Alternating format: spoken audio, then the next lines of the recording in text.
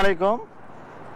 বাসের ভেতরে ছিলাম বিধায় মাস্ক পরেছিলাম, কেননা বাসের ভেতরে যেখানে আপনার জনবহুল এলাকা, বাসের ভেতরে অথবা মসজিদের ভেতরে, ট্রেনের ভেতরে আপনি যখনই থাকবেন তখন অবশ্যই মাস্ক পরিধান করবেন। সেটা হচ্ছে একদম বাধ্যতামূলক। কে না জানে আপনি একটা জায়গায় বসে আছেন, সেই জায়গাতে বসে থাকার পর আপনার দেখা গেলো যে একটা মানুষ হাঁচি মারলো, হঠাৎ করে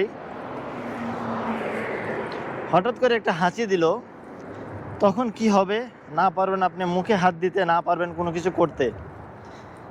তাই আমি মনে করি যে মানুষের ভেতরে যখন আপনি থাকবেন তখন অবশ্যই মাস্ক পরিধান করে থাকবেন।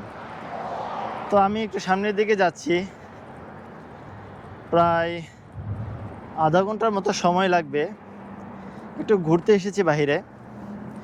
এমনিও তো হিউজ পরিমাণ সময় পাওয়া যায়, কত সময় না আমরা ব্যয় করি অযথা। মোবাইল টিপতে আপনার দেখা যায় যে 3-4 ঘন্টা এবং কি 6-7 ঘন্টাও কিন্তু পর্যন্ত চলে যায়। মোবাইল বাটন প্রেস করতেই, স্লাইড করতে আপনি যদি ফেসবুকে ঢুকেন অথবা ইউটিউবে যদি ঢুকেন, তারপর দেখবেন যে আপনার স্ক্রল করতে 4-5 ঘন্টা কিন্তু চলে যায়। তাই মনে করি যে নিজের জন্য একটু সময় রাখবেন, বাইরে যাবেন, একটু ঘুরতে যাবেন। কত জায়গা না আছে, কত সুন্দর জায়গা আছে, তাই না? সেসব জায়গায় ঘুরতে যাবেন। ঘুরলে নিজের মধ্যে একটু ভালো লাগবে, সময়টাও একটু ভালো কাটবে। আজকে রাস্তা দিয়ে হেঁটে যাচ্ছি, এতক্ষণ বাসের ভেতরেই ছিলাম, সামনের দিকে এগিয়ে যাচ্ছি। দেখা যাক কত দূর পর্যন্ত যেতে পারি। সন্ধ্যার আগেই মেন সিটিতে ফিরব। সকালে এসেছিলাম, আসার পর দেখলাম যে বিভিন্ন জায়গায় একটু ঘুরতে যাই, হয়তো একটু সময়টা ভালো কাটবে। তো বের হয়ে গেলাম। সকালে আসছি, নামাজ পড়লাম, নামাজ পড়ার পর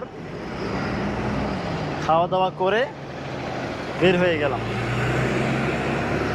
আপনি যাই কিছুই করেন না কেন, নিজের জন্য অবশ্যই সময়টা রাখবেন।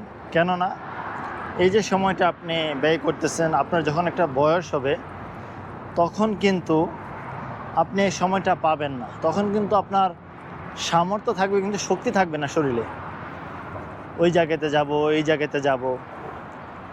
তাই জীবনে যত ব্যস্ত থাকেন না কেন, বিভিন্ন জায়গায় ঘুরতে যাবেন। সুন্দর জায়গা আছে, অভাব নেই।